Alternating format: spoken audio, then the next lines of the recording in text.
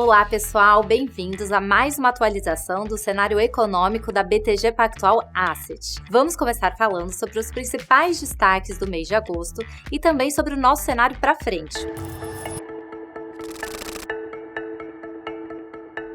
Novamente, os principais destaques foram no cenário internacional. A gente observou uma forte abertura da curva de juros. Nos Estados Unidos, o mercado de trabalho continuou forte e na Europa a gente observou a inflação acelerando fortemente. No Brasil, o Banco Central indicou que o cenário mais provável é a manutenção da taxa de juros em 13,75%. Vamos começar falando sobre os Estados Unidos. A gente observou que os dados do mercado de trabalho indicam que há 2 vagas para cada desempregado. Embora a taxa de desemprego tenha subido um pouco no mês de agosto, a criação de vaga nos últimos 3 meses está rodando em torno de 480 mil.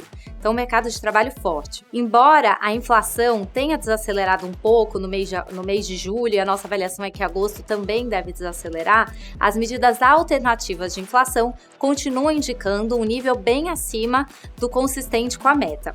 O mercado, que vinha esperando, de certa maneira, que o Fed desacelerasse o ritmo de alta já na próxima reunião para 50 pontos base, de certa maneira foi surpreendido pelo discurso dos membros do Banco Central americano de indicarem que ainda tem uma chance muito alta, sim, deles fazerem mais uma alta, seria a terceira alta de 75 pontos base, porque no fundo eles estão olhando para sinais convincentes de que a inflação está desacelerando, e isso ainda não está claro. Então, na nossa avaliação, tem uma chance bem relevante do Fed entregar essa terceira alta de 75 pontos base, e eu acho que um outro ponto importante é que na mensagem do Fed o que a gente vê é que provavelmente eles elevaram a taxa de juros terminal desse ciclo de juros. Então, muitos membros têm indicado até que a taxa deve terminar em torno de 4% ou até acima de 4%.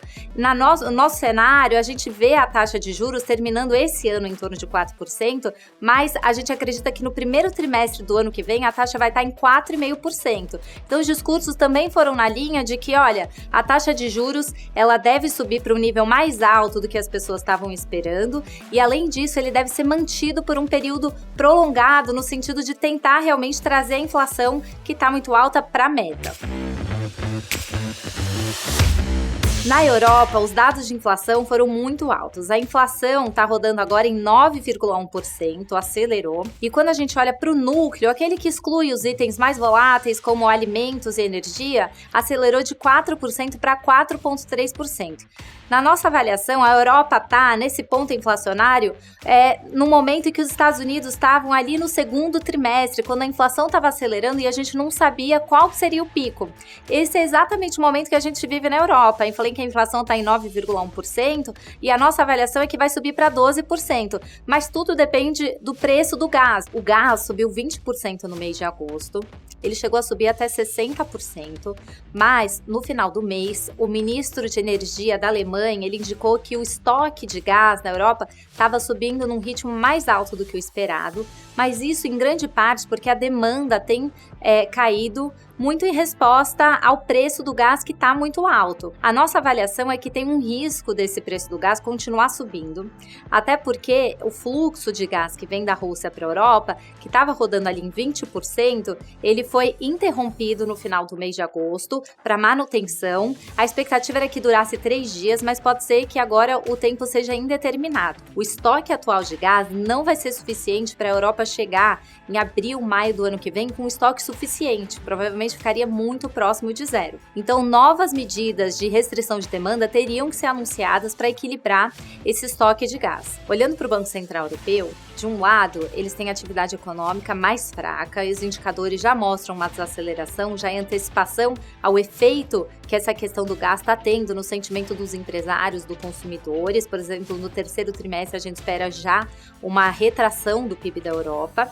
Mas, por outro lado, como a gente mencionou, a inflação está acelerando e está acelerando de maneira rápida. Os discursos dos membros do Banco Central Europeu têm sido numa direção de taxas mais altas. A nossa avaliação é que a taxa de juros deve encerrar o ano em 1,75% na Europa, que é acima do que está precificado pelo mercado. Em relação ao euro, a gente mantém a avaliação de que a moeda deve seguir depreciando. Embora o Banco Central Europeu deve entregar mais altas do que está precificado no mercado, O diferencial com relação aos Estados Unidos, em relação aos juros, deve continuar elevado e, além disso, o diferencial de crescimento econômico vai a favor de um euro mais fraco. Por último, no cenário internacional, vamos falar da China. O Banco Central chinês cortou a taxa de juros pela primeira vez desde o início do ano. No entanto, na nossa avaliação, esses estímulos eles têm sido tardios, eles têm sido basicamente em resposta a dados econômicos fracos. Então, o risco para o crescimento econômico, na nossa avaliação, continua sendo um risco para baixo, principalmente com relação ao setor de construção, que continua bem fraco. Em relação à moeda, embora o diferencial de juros com relação aos Estados Unidos tenha ficado ainda mais desfavorável para o yuan, o Banco Central tem atuado para não deixar que essa depreciação ocorra de maneira rápida. No entanto, esse diferencial continua apontando para um yuan em 7 ou até acima desse valor. Em relação ao Brasil, o Banco Central indicou que o mais provável é que a taxa de juros fique parada em 13,75%. Eles alongaram um pouco o horizonte relevante para a política monetária do final de 2023 para o primeiro trimestre de 2024, tentando tirar um pouco do efeito das medidas tributárias na inflação. A nossa projeção de inflação para 2022, ela recuou, agora está em 6,3%, e para 2023 também recuou e agora está em 4,4%. Embora grande parte da revisão que a gente fez para a inflação de 2022 esteja ligada à redução dos impostos, ela acabou gerando uma inércia muito menor para a inflação de 2023. Portanto, isso ajuda o Banco Central, porque o foco dele agora é 23, início de 24. Então, isso ajuda a explicar por que a projeção do Banco Central para o primeiro trimestre de 2024 está ao redor da meta, e é por isso que a gente acredita que o ciclo de aperto monetário tenha chegado ao fim. No nosso cenário básico, o Banco Central deve iniciar um ciclo de corte de juros em meados do ano que vem, meados de 2023, de modo que a taxa final da Selic no ano de 2023 vai estar em 11,5%. Qual que é o risco para esse cenário?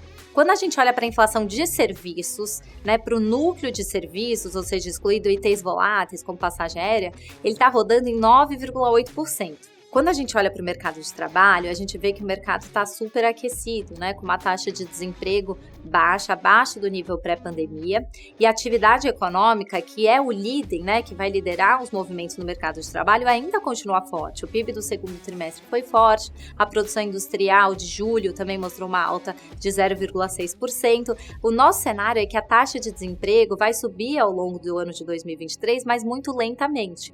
Então, o risco é que esse mercado de trabalho aquecido dificulte a desinflação de serviços que é necessária para a gente ver realmente uma desinflação no Brasil, a inflação convergindo para a meta. Em relação ao mercado de câmbio, vale mencionar que o dólar global está nos níveis mais altos desse último movimento. No entanto, quando a gente olha para o real, a gente observa que no ano o real performou melhor do que as outras moedas. Ele apreciou em relação ao dólar, enquanto a maioria das moedas depreciou em relação ao dólar americano. A nossa avaliação é que o Fed deve continuar subindo a taxa de juros mais do que o que está precificado, o que deve fazer com que esse movimento do dólar global de apreciação, do dólar ficar forte, ele continue. No entanto, como as contas externas do Brasil estão ajustadas e a taxa de juros está elevada e deve continuar assim por um período, a nossa avaliação é que o real deve continuar performando melhor que os pares nesse período. Um outro fator de atenção é que começou a campanha eleitoral. Normalmente, esse período é associado a uma alta volatilidade dos ativos. Até o momento, a gente não observou isso, mas é um ponto de atenção aí para os próximos 2 meses. Esses foram os principais destaques no cenário doméstico e internacional. Se vocês quiserem saber mais sobre o nosso conteúdo, nos siga no LinkedIn e no YouTube.